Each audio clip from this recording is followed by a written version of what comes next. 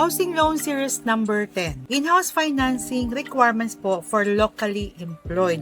Ito po yung mga documents na dapat yung i-prepare kung kayo po ay mag-in-house financing. Unang-unang pong requirement dito is 3 pieces 1x1 picture with white background.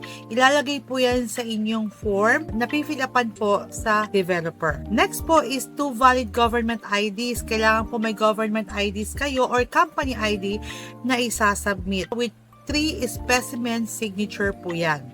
Next po is marriage contract kung kayo po ay may asawa or birth certificate kung kayo naman po ay single. Next po is tax identification number or TIN ID. Kailangan po yon na isasubmit din kung tayo po ay nagtatax kasi kailangan po talaga yung TIN ID. Next po is the latest cedula. Next po is the post-dated check. Yan pong check na yan po yung isasubmit natin para po sa ating monthly equity or monthly amortization.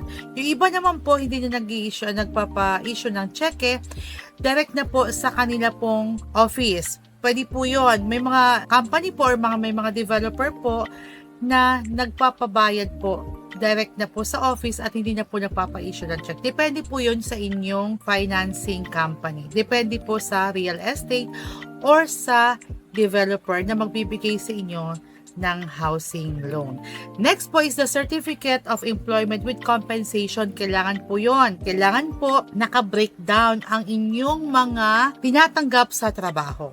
So, ayan po Certificate of Employment with Compensation. So, sana po makatulong at magkaroon kayo ng kaliwanagan kung ano po ang mga requirements through in-house financing. Thank you so much and God bless everyone. Bye-bye po.